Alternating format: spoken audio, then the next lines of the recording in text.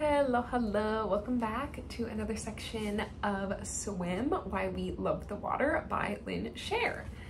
Or if you're just joining us, hi, I'm Julie. I read books over here. We are on part 3 of this book here. Had a little bit of weird noise coming from outside, so hopefully that doesn't continue. But let's get a little bit read here. Starting on page 43, we're just a little bit into chapter 3, I believe. Yes, Fish Out of Water. So middle of page 43, starting with fish swim because they have to. If you like this book, give me a thumb, subscribe so you can follow along with the rest of it, and that's it up top. Let's go. Fish swim because they have to. We do it by choice. Some fish can climb trees and glide through the air, so can we, with proper training and appropriate equipment. And even if our aquatically rooted anatomy doesn't explain our need to swim, the flexibility we inherited sure makes it easier. For starters, our bodies are mostly made of water, which, when you think about it, makes the water we swim in a far less hostile environment. President John F. Kennedy made the connection in a speech about sailing.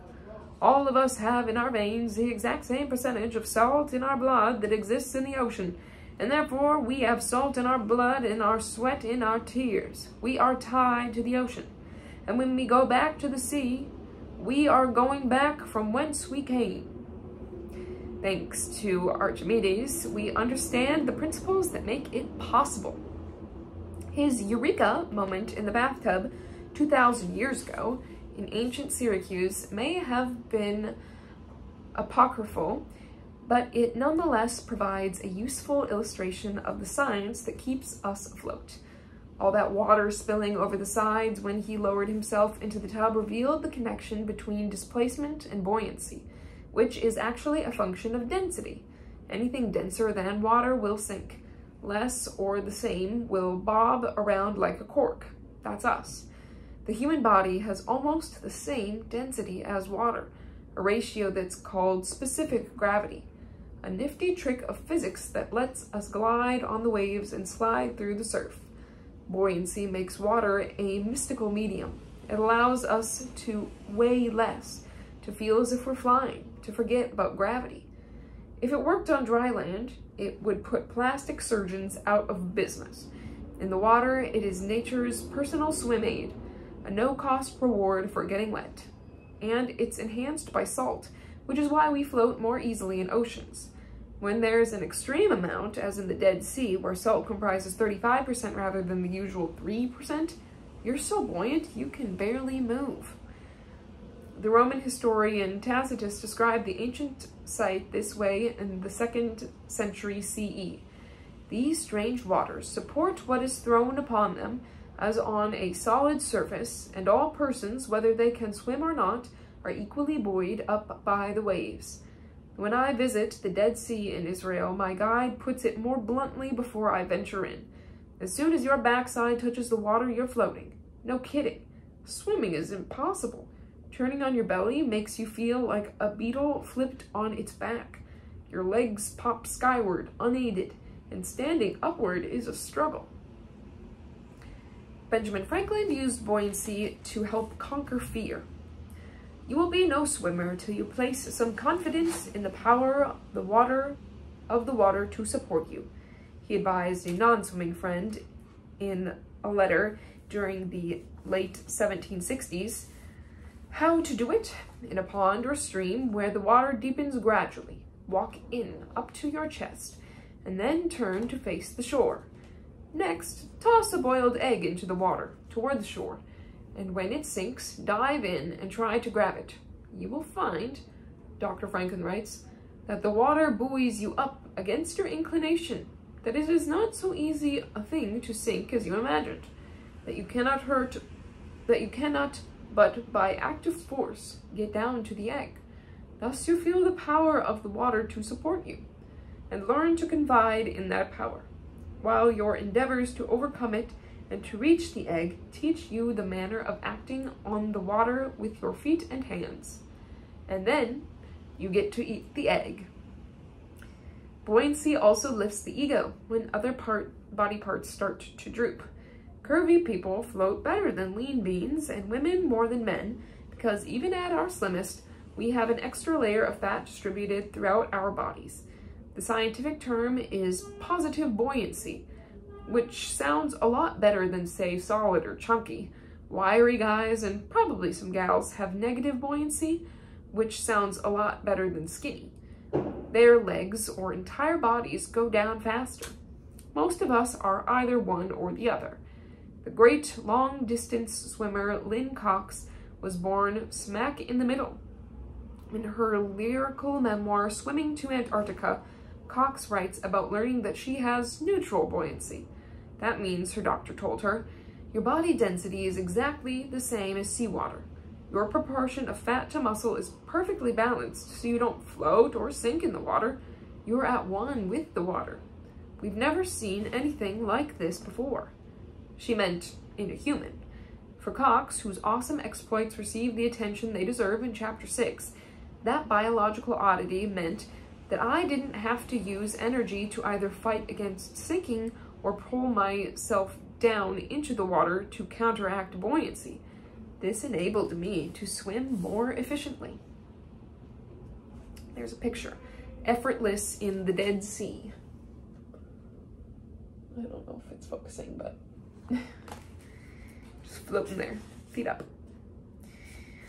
Page 46, we've got a little aside. Can giraffes swim? It's not the sort of question you can ask a giraffe, and no human has ever reported seeing one take a proper dip. One herd was caught on video wading into the water chest high, but they retreated to shore as the bottom dropped off. The issue isn't size. Elephants are graceful swimmers, but shape, which seems to defy the laws of aquatics. Up to 2 tons of bulky mass offset by a flexible tower of a neck perched atop 4 formidable legs of 2 different lengths, can its lungs, notoriously oversized, hold enough oxygen to enable flotation? 2 imaginative paleontologists created a computer model, complete with spots and little horns, known as ossiscones, and plunked it into the digital drink. Factoring in the effects of drag and density, they found that the giraffe's shorter hind legs would float before its front legs, that in deeper water it would start to angle downward until its neck rested on or below the surface, that it wouldn't sink, but would look downright uncomfortable. And since it couldn't use its neck to pump up its gait, as it does on land, it likely would be a very poor swimmer. Their conclusion: giraffes can swim, but not at all well. For ardent giraffe lovers like me, knowing they're landlubbers is just fine. For radio host Peter Sagal, the results are more troubling. You might wonder who might fund such a study. He mused on NPR's Wait, Don't Tell Me. Turns out it was a pack of hyenas. All right, top of page 47. Understanding the science of our connection to the water is both instructive and reassuring, but that's just the first step. Discovering the effect that water has on our bodies upgrades swimming from a pleasant pastime to a medical must, although the about-face of the medical community since the Middle Ages has led to some, shall we say, exaggerated claims.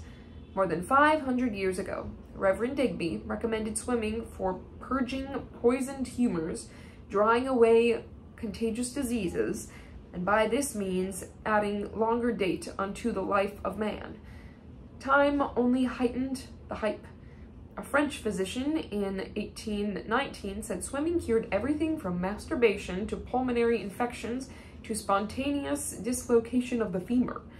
2 decades later, a popular handbook called British Manly Exercises promised would-be jocks that it was also useful in the tranquilizing of the nervous system. Around the same time, an American identifying himself only as an experienced swimmer wrote that swimmers are not liable to sudden colds or inflammatory diseases and rarely, if ever, suffer from chronic complaints. Their bodies become indurated, their skin is healthy, and all the functions of life are carried on with healthy vigor. A YMCA manual capped it off in 1910 with the claim that swimming outdoors prevents the growth of gray hair. If only. Swimmers are hale, not disease-proof, hardy, not ageless. But a century or 5 later, there are alluring indications that regular, vigorous water activity may indeed extend human life. Every time we grind out our laps, we may, in some measure, be swimming in the fountain of youth. The proven benefits read like a wish list from the American Heart Association. Swimming can lower blood pressure and optimize cholesterol levels, improve the pumping capacity of the heart, and thus enhance circulation, expand the ventilator capacity of the lungs, and thus enhance cardiovascular performance. One celebrated study found that mortality rates for swimmers were lower than for those who are sedentary walkers and runners. Cousin Tiktaalik, the fish, his push-ups were just the beginning. Swimming is a rhythmic, dynamic activity that uses every large muscle group. It helps build lean muscle mass and promote flexibility.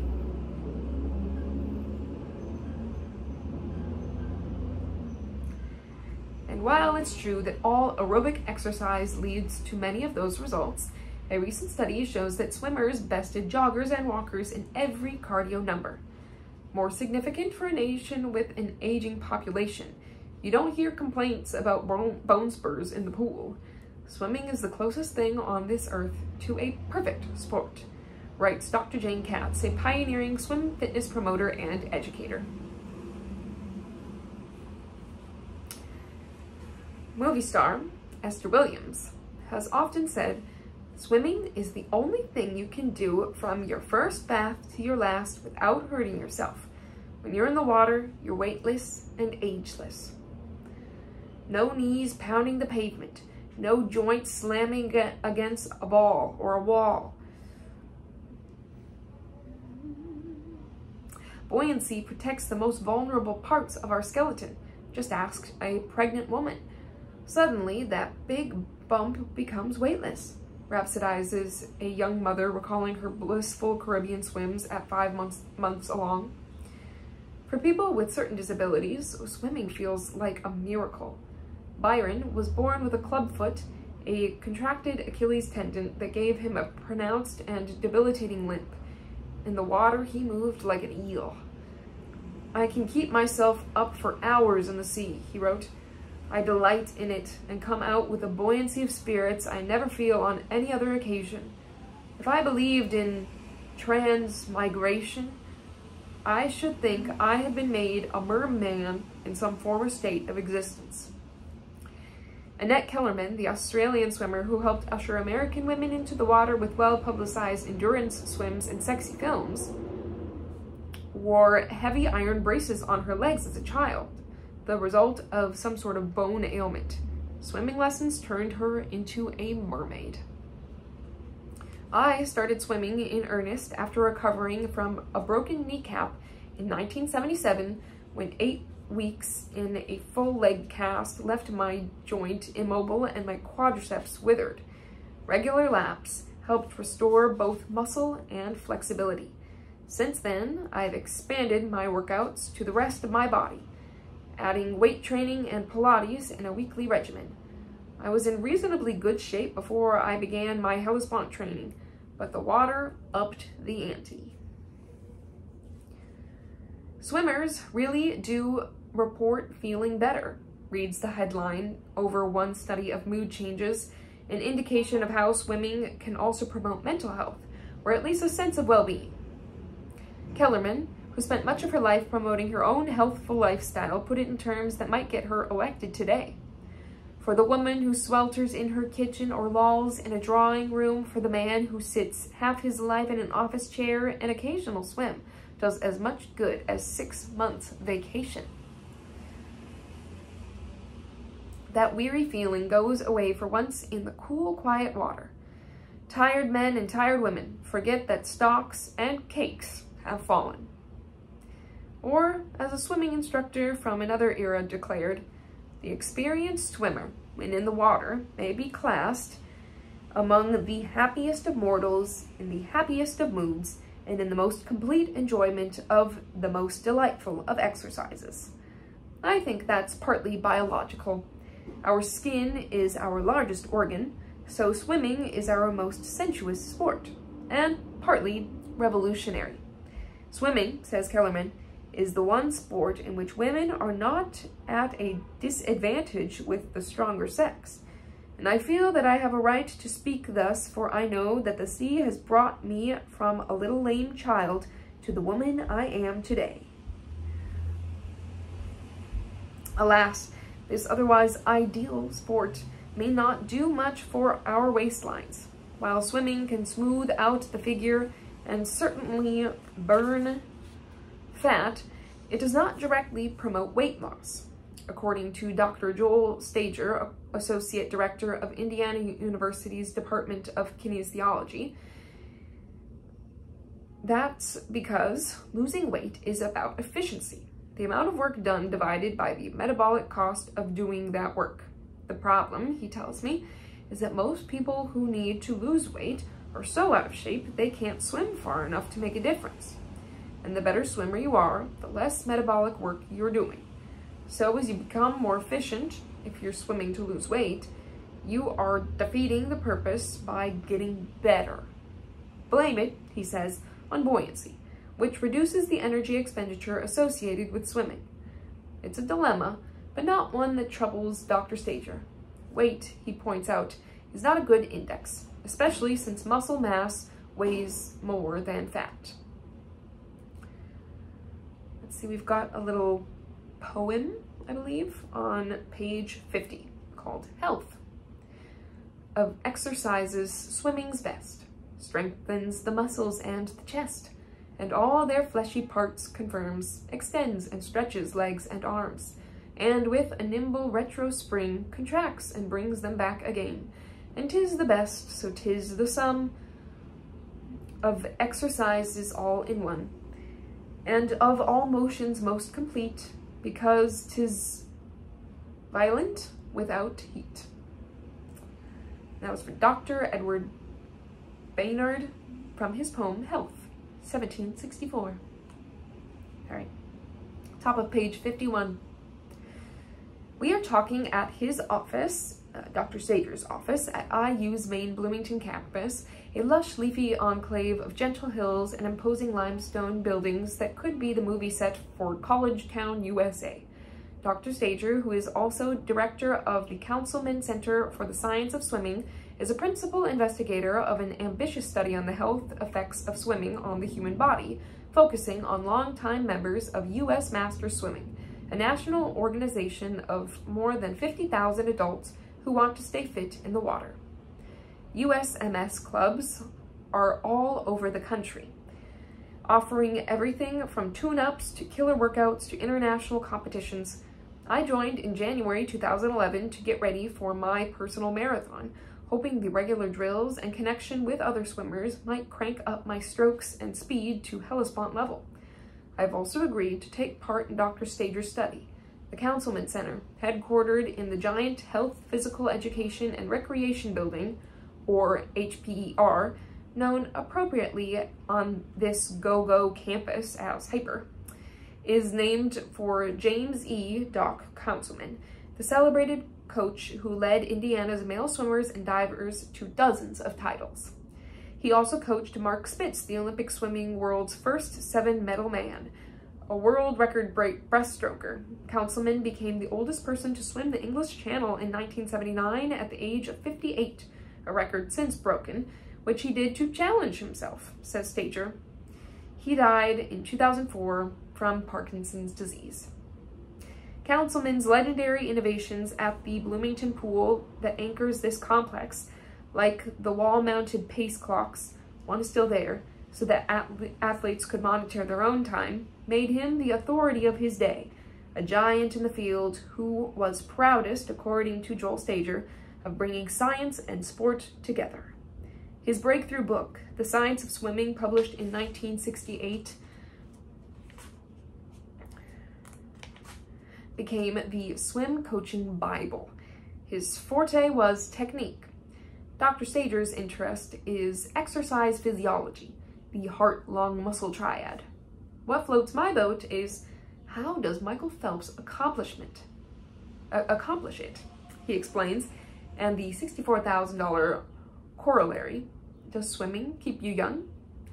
At 59, Joel Stager is his own best advertisement, with the streamlined body and boyish good looks of the competitive swimmer that he was when he first came to work with councilmen in the mid-1970s. He loves the sport and swims daily in the pool just below his office, 3,000 yards every noon, 5 days a week. A rigorous workout in Doc's old pool with like-minded fanatics who leave me panting in their wake. At IU, everyone I meet swims very, very well. You can come up with an excuse every day why not to get into the water, says Dr. Stager, a sprinter. I am proud that I set an example for my students. This is what we profess, but is also what we do. Stager students are equally committed swim groupies, putting swimming through the microscope of a series of investigations. One is researching the thermoregulation of water versus air, another the energy value of chocolate milk for racers. I hear about a START study examining how swimmers go off the blocks, about research on swimmers' hands, is there an ideal size? In a world that rewards victory by a fingernail, these are not frivolous topics, and the students, broad-shouldered and muscular, padding about in flip-flops, fully appreciate the opportunity to study the sport that sustains them. It's about being in the water. It's meditation, says a well-built graduate student in a black tee revealing killer biceps. I've come up with some research thoughts doing laps. You learn a lot about life by swimming. What Joel Stager is learning may change our understanding of the human body, in particular, the central nervous system. Our hypothesis is that maintenance of physical activity, specifically swimming, preserves higher brain activity, he says, and then some. His project, in conjunction with the IU Brain Science Lab, focuses on the hard swimming members of U.S. Masters, men and women who swim 3,500 to 5,000 yards, that's 2 to 3 miles, 3 to 5 times a week. Some have been doing it for nearly 20 years. There are, Stager says, few comparable populations who engage in routine, intensive daily exercise for decades. That's a bit above my fitness grade, but for the sake of the study, I'm one of them, with a good opportunity to see where I fit into the swimming world. After my vitals are recorded, my heart rate is monitored as I fast walk around the indoor track. I am checked for motor control and balance on a treadmill, then hooked up to electrodes to test my nerve conduction velocity, as a weak electrical current tickles my funny bone. I opt out of the brain MRI because there's a pin in my kneecap, result of the break that got me swimming in the first place, but I get totally into the cognitive ability tests to check my memory, reasoning, logical thought, perceptual speed, and nonverbal learning.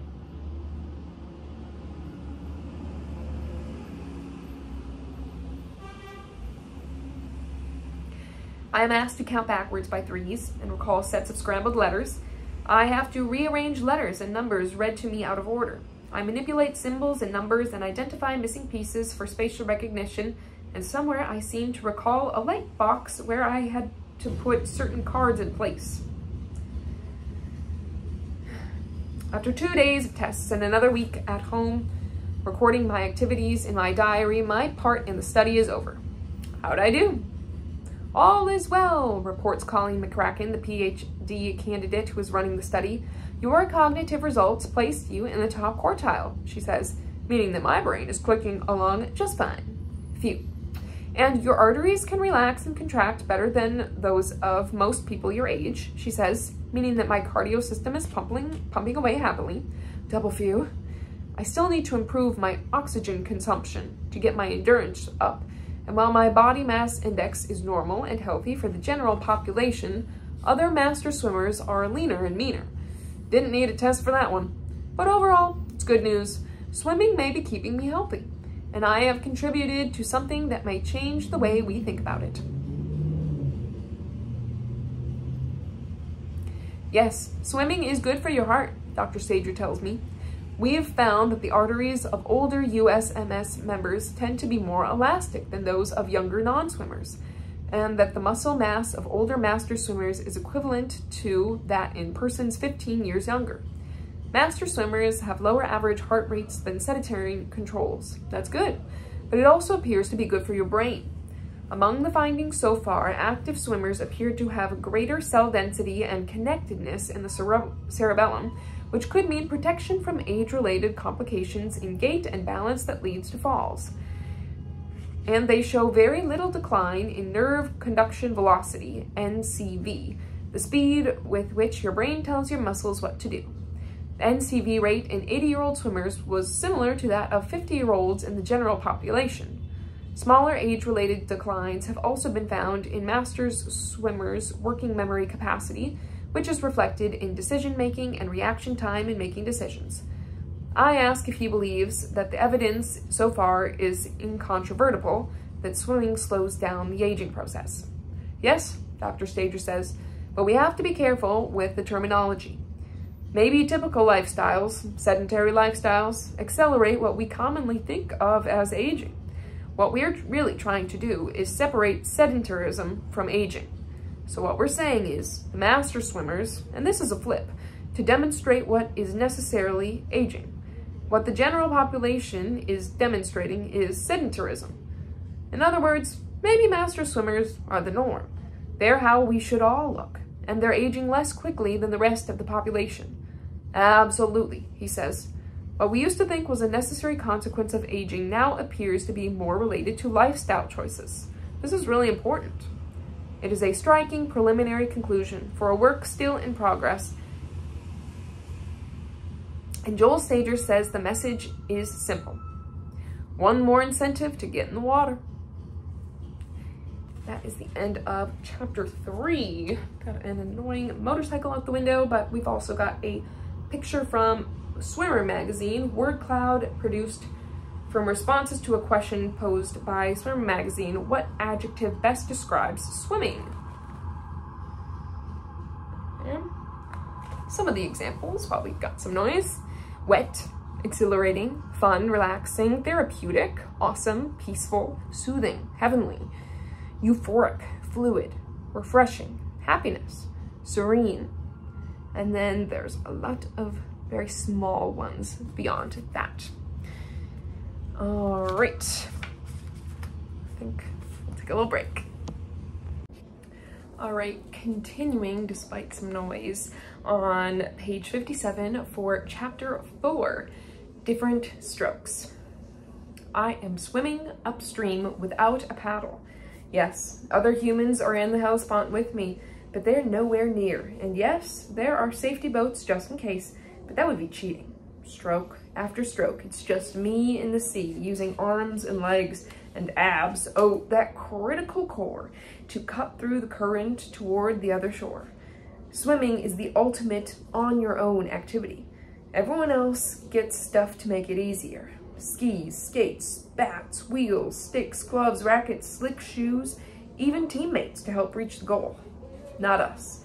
An equipment malfunction in swimming means some part of your body has broken down. My favorite passage from an early Greek poem about this crossing describes Leander this way. Himself, the crew, the cargo, and the ship. Translation, no flippers, no noodles, no rope lines to hang on to. You do it yourself, as I am right now. And the way you do it in swimming is called strokes. Lynn, relax your shoulders. Lynn, stretch even further with those lovely long arms. Lynn, get your head deeper into the water, like this. Fiona Southwell, the eternally upbeat, utterly tireless British Channel swimmer, gave me some pointers the day before this event at a beachside clinic designed to make the waters of the Hellespont less terrifying. For half an hour, I was directed to swim all the way out to one buoy and then circle back, letting my body get used to the currents and the surprisingly salty taste. The orientation worked. I am comfortable now in this foreign sea, reaching for the other side with previously untapped energy. But the other side is so far away. To get there, I'm swimming freestyle. the better to pierce the oncoming tide. Every now and then I slide into a breaststroke, my rest stroke, to catch my breath and sight the route. Am I going in the right direction? Has the course zigged while I zagged? How did Byron find the Asian shore 200 years ago without the radio tower that I'm locked onto? Once in a while, I flip over onto my back for a complete change of pace. To inhale at will, to stretch my shoulders, to gaze at the perfect blue sky and the European hills I've left behind. It's also a chance to dream. How cool is it to swim from Europe to Asia? How cool am I? Could I do this twice a day and make passionate love in between? The definition of swimming, according to one 19th century instructor, is to keep yourself afloat and make progress. It matters little how this is done, in what mode or form, as long as it is done. Simple enough. Sir Isaac Newton made it simpler. To every action there is an equal and opposite reaction.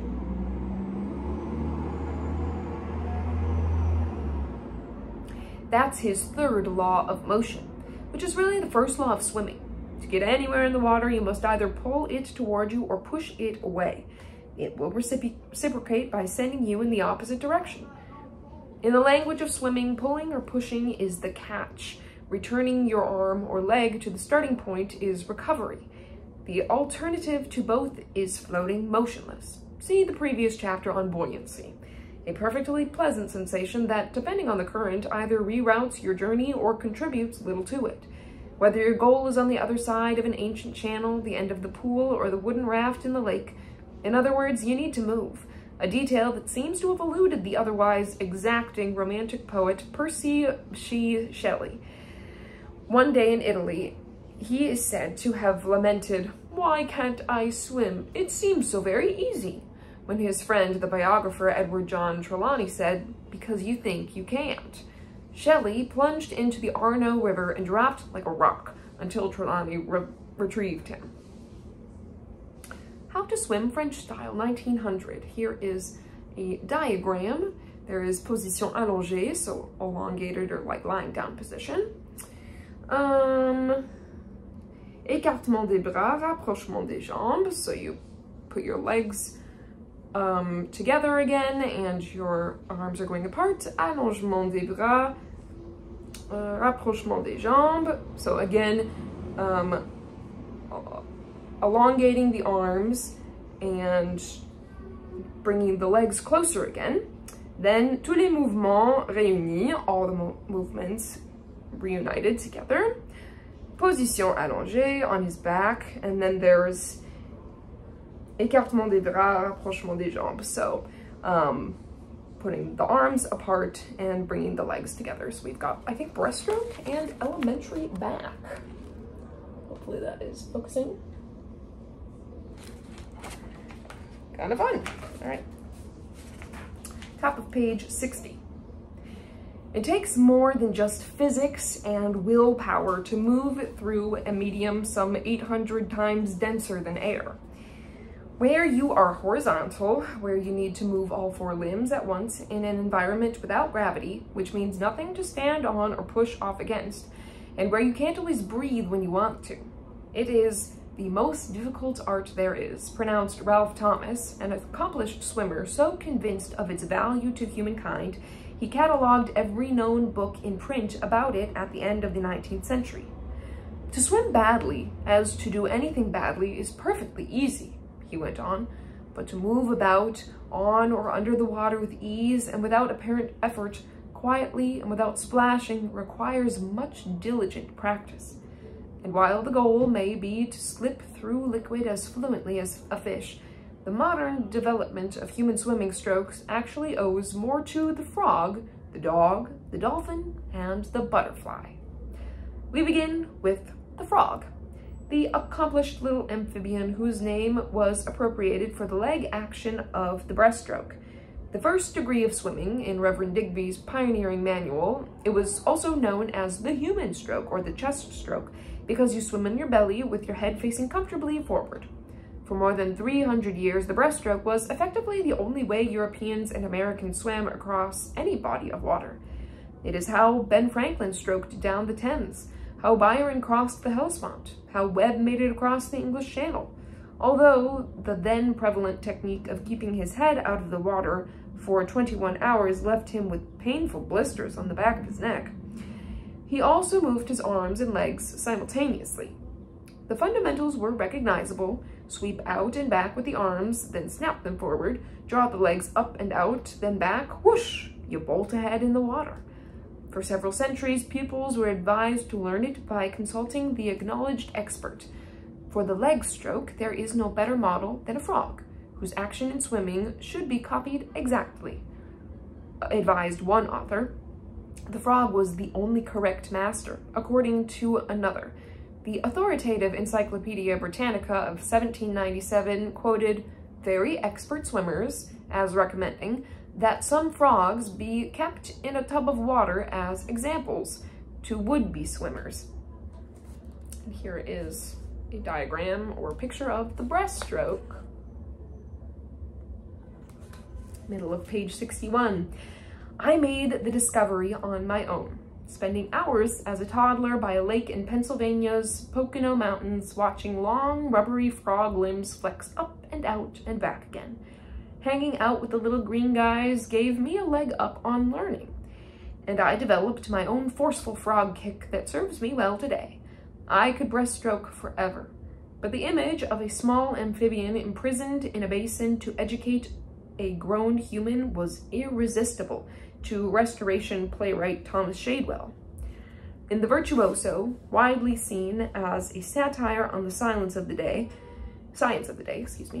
he ridiculed what must have been a very common dry land occurrence.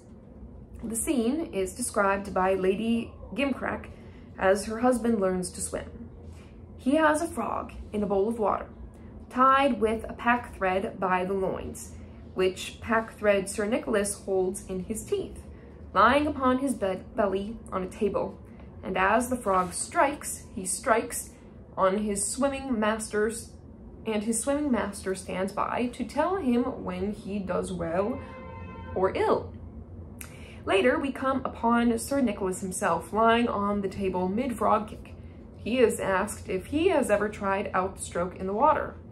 "No, sir," he replies, "but I swim most exquisitely on land. I hate the water. I content myself with the speculative part of swimming." For the latter part of his argument, I defer to my hero, suffrage leader Susan B. Anthony, who, as far as I know, never swam a day in her life, but still understood the urgency of confronting it, like everything else on its home territory. "Women can't swim as a rule," she said in 1883, referring less to the breaststroke or any other stroke than to women's second-class status in society, "and never will be able to do so unless thrown into the water to learn the art." Which didn't stop a host of enterprising inventors from dreaming up some eccentric, if not tortuous, contraptions to save would-be swimmers from the inconvenience of getting wet. They ranged from simple chest slings to hoist the pupil into midair, the better to move his arms and legs around, to complicated platforms with jointed limb rests at the corners and a rubber air bag supported by a metal framework devised by a Scotsman named John S. Levitt.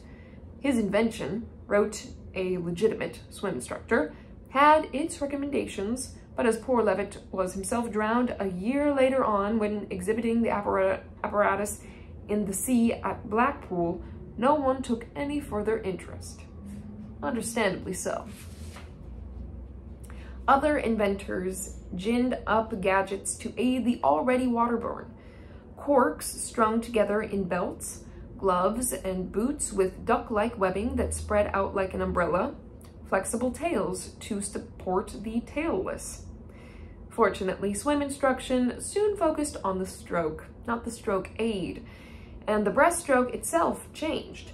Instead of executing arms and legs together, it turned out that you got further ahead by staggering the motions, and putting your face in the water allowed for a nice long energy-saving glide. In that way, the breaststroke remained the ordinary and most straightforward style of swimming. Someone proclaimed it is, and will always be, the most popular. Turn the breaststroke on its side, keep the bottom arm stretched out, and you get the side stroke, which was early promoted for its speed and economy. One side may rest while the other is employed. Also known as side swimming or the underarm stroke, it had become the racing stroke of choice in London by the mid-19th century. It is, pronounced journalist Robert Patrick Watson, the most beautiful and the most graceful means of transit through the water. I've got a couple little images. How to swim without wasting energy. Cork belt, hand paddles, extending shin flaps, all ridiculous, said one contemporary. And then a diagram of the side stroke. There we go. All right. Most graceful means of transit through the water, and one of the easiest to learn. Mastering the stroke at the age of 40 after splashing helplessly about was a revelation to one writer. All at once I knew how a fish would feel if it could suddenly walk. In time, the kick shifted slightly from frog-like to scissor-like, and swifter swimmers figured out that raising the stroking arm out of the water rather than pushing it through it during recovery was even more effective. Thus was born the overhand side stroke, aka the English side stroke, or just the overhand, the ultimate lung buster for several generations. It is, reported one contemporary, most exhausting and always involves a great expenditure of strength.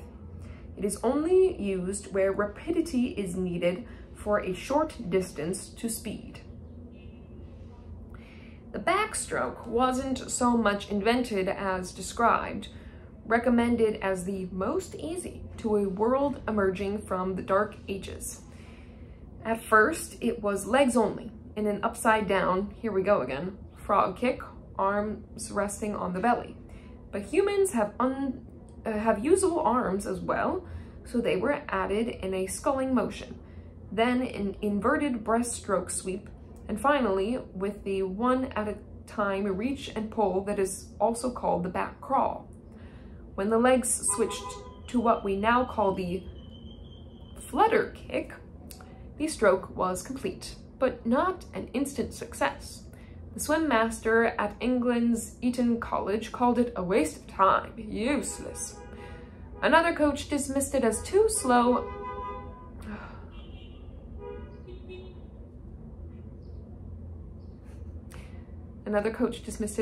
For competition, which would surely be a surprise to world record holder Aaron Pearsall, who whipped through 4 lengths of an Olympic pool in less time than it takes to boil water.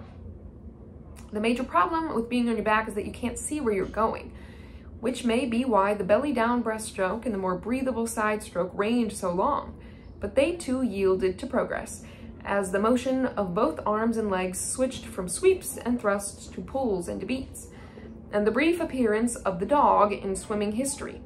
Watch Lassie when she gets in the water and you immediately recognize the doggy paddle, or dog stroke. Think not this way hard, advised Renaissance chroniclers, for many ignorantly fall upon this kind of swimming, and are able to bear themselves up so in high water before ever they learnt to swim.